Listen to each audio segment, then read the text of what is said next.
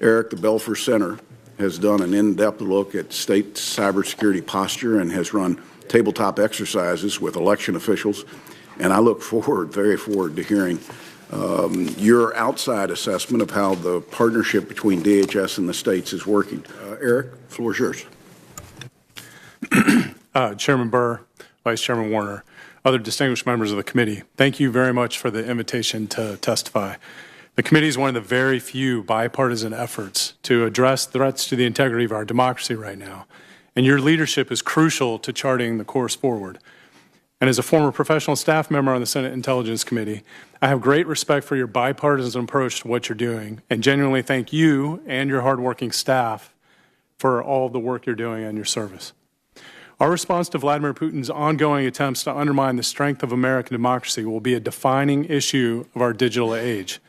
Putin's attacks are not limited only to our election systems. Recent reports from the Department of Homeland Security make clear that Russian military intelligence operatives continue to conduct the preparatory steps needed for a major cyber attack against our energy infrastructure, including pre-placing the same malware in the United States that they used to take down the electric grid in Ukraine twice. Imagine, if you would, that during the Cold War we found out that Soviet military intelligence operatives had placed secret explosives that could take down the electric grid all around the United States. Would our leaders have stood by and debated the nature of the threat, or would we act?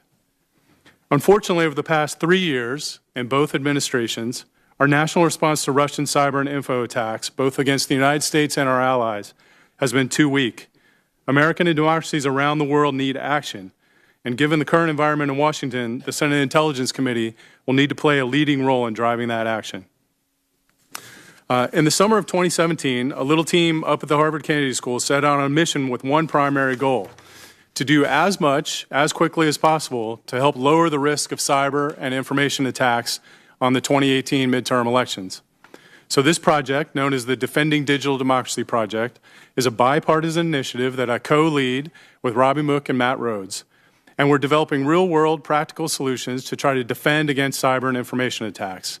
It's a diverse team. We have technical experts, political operatives, public affairs ninjas, and a hardworking team of Kennedy School students who are working very closely with NASHED, and the Department of Homeland Security to support our project. They've been truly outstanding partners, including several secretaries of state: Mac Warner in West Virginia, Denise Merrill in Connecticut, and Allison Lundgren Grimes in Kentucky, all part of the team. Since then, our team has conducted field research in 34 state and local election offices, observed the November 17 elections in 3 states, and conducted nationwide survey on cybersecurity in 37 states and territories, and engaged in state and local election officials in tabletop exercise at a national level 3 different times. Based on that research and our observation, we've released 4 different practical election-related security playbooks, including for political campaign staffs, local election officials, and 2 specific playbooks on incident response. Next week, up in Cambridge, Massachusetts, we'll host over 160 state and local election officials from 38 states to run them through a series of crisis simulations that are structured to train and empower them to improve their cyber defenses and incident response capabilities, and to provide them with the tools to run these exercises back in their home states. This so-called train the trainer exercise, a traditional military Army way of doing things, we'll follow up then with a hackathon where we sponsored a national competition for student teams from around the country to compete for 3 $10,000 prizes, which will be awarded to the best developed tech and policy options to counter Russian information operations. Now, I'd like to tell you a little bit about our observations of the states. Chairman Burr, you asked about that. And the bottom line is this: state and local election officials are on the front lines of the effort to defend against nation-state attacks on our democracy. They accept this mission admirably. Our team has always been impressed with their professionalism and dedication. But that said, the states need more help. They simply are not equipped to face the pointy end of the spear of cyber attacks and information operations from advanced nation states. One often underemphasized issue is that the states, along with the federal government and outside organizations, need to continue to develop the capabilities for public incident response to information operations. So not just the hacks, but along the lines of what Senator Rubio mentioned, an information operation trying to sow distrust in the outcome of the election, even if a hack were not successful. One of the few real antidotes to aggressive information operations, like the Russians regularly conduct, is effective public communications about the true state of affairs. The work we've done at the Kennedy School is really just a small part of the assistance that the states need and deserve to defend themselves. They need extra help. Specifically, it'll require a four-cornered effort, an all-of-nation effort, not just government. There's a lot that people not in the government can do now. The first is the state governments, which I think you've heard a lot about, and so I won't reiterate. Second of all, we need to pay attention to political campaigns. They're the soft underbelly of this system right now. Their cyber hygiene generally is not good, and the overall chaotic environment in which they operate is not conducive to good cybersecurity. Social media companies who must accept that our adversaries will continue to manipulate their platforms unless they dramatically change their organizational culture and their operational paradigm. And finally, the federal government, which must better support state and campaign efforts, oversee social media, and lead in creating a credible national defensive posture equal to the cyber and information threats that our elections face.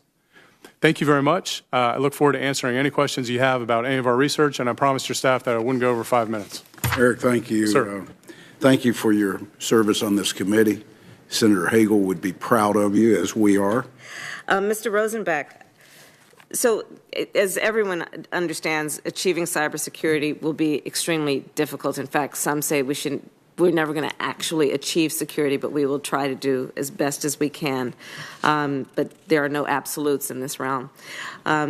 So the concern I have is that I think that there is a very real chance that when we're talking about HAVA, which is the Help America Vote Act of 2012 or 2002, that it may be a simplistic approach to suggest that the HAVA grant program is the solution to election cybersecurity. And one of the concerns that I have heard, and I'd like your opinion about it, is that there is a very real chance that states could acquire a new batch of insecure systems, and Ms. Cohen actually spoke a bit about that concern as well, because they just don't have the resources, and it may be the technical resources or advice or support to make the best decisions about acquiring the best and most secure equipment. So what is your perspective about that? And should states be required also to use those funds only for cybersecurity improvements versus other needs they may have?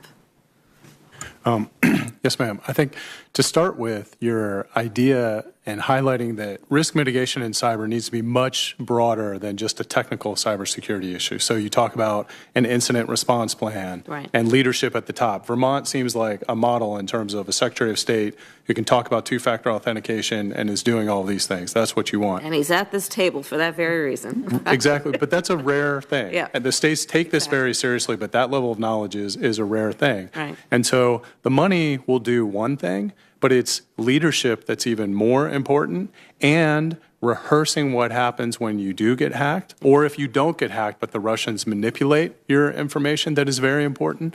I do think having outside technical expertise that has no vested interest can be helpful to the states in trying to determine maybe how to allocate resources, right?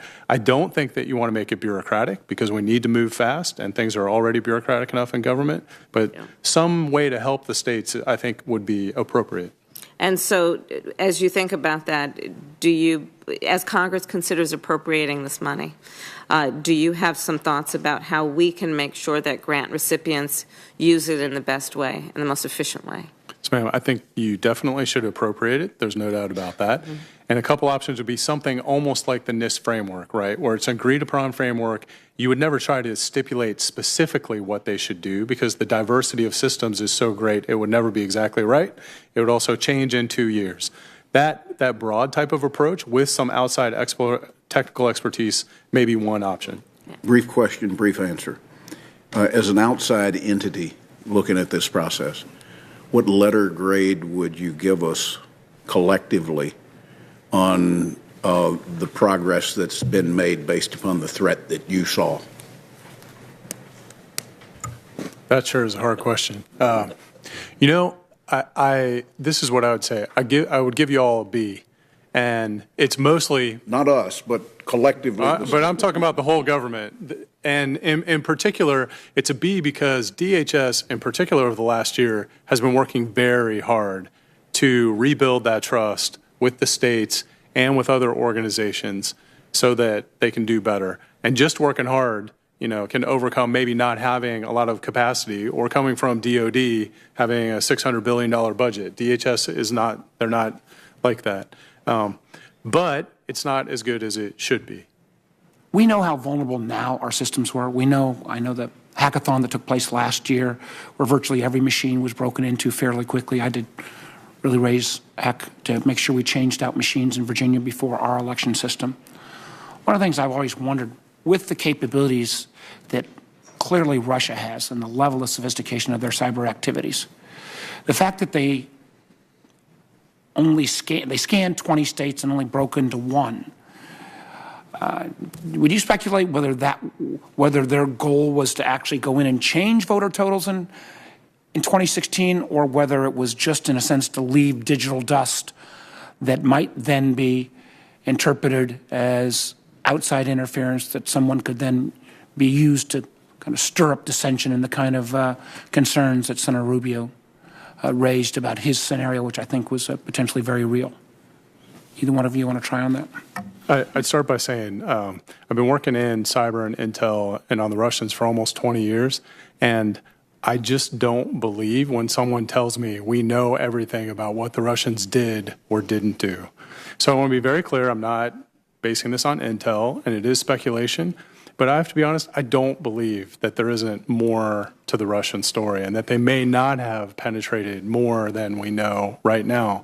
That's always been the case when I've seen these advanced Russian actors, and the GRU in particular.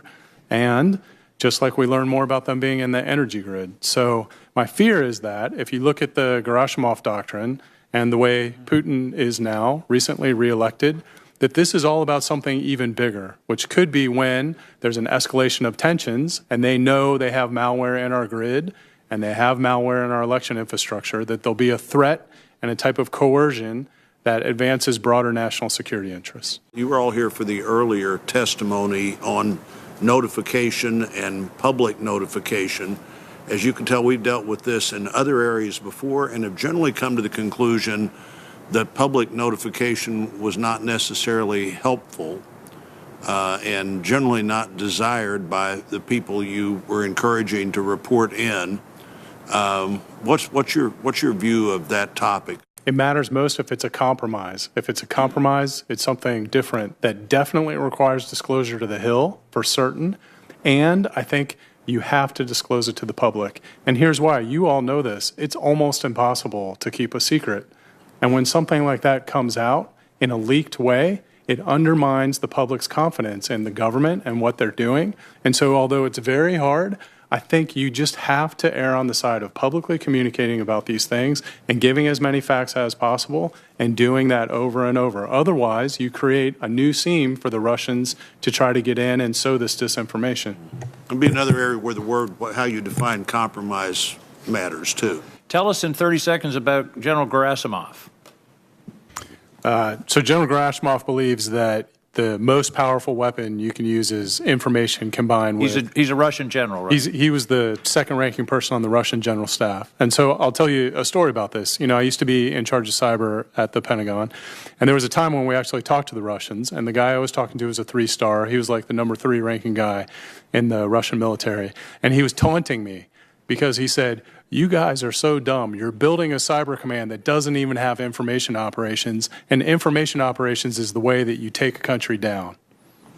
And they, in fact, hacked the Pentagon. They hacked the White House. They hacked the Joint Chiefs of Staff. They hacked the Democratic National Committee. I mean, we're not, I don't believe you're grading on a curve, man. You said it was a B. I think you're giving us too much credit. It's a B for effort, but that doesn't mean that we can sleep where I come well. from, effort doesn't count. No, but it doesn't mean you can sleep well. I mean, the Russians, remember, they're very good, which means they have capability and they're mean, and they have interests that are directly opposed to the United States, so they have motive. Those are the two things you look at. And I understand the issues of transparency, but I think we have to understand that they don't have to actually get in and change votes in order to achieve the result that they're seeking. Mr. Rosenbach, do you agree with that? Yes, sir. And I was just going to say, they've done that. They did that in Ukraine. They hacked the webpage used to publicly announce the final vote, used misinformation, and Ukraine was left in chaos for days afterwards trying to figure out who won. So we need to look at that playbook. They will do it to us. Mr. Rosenbach, in yes or no, do you agree with the contention that this country, aside from all of these defensive measures, needs to develop a cyber deterrent strategy in order so that our adversaries know that there'll be a price to be paid for these kinds of incursions? Yes, sir. I could not agree more strongly at all. Thank you. Thank you, Mr. Chairman. Once again, thank you for your testimony today. This hearing's adjourned.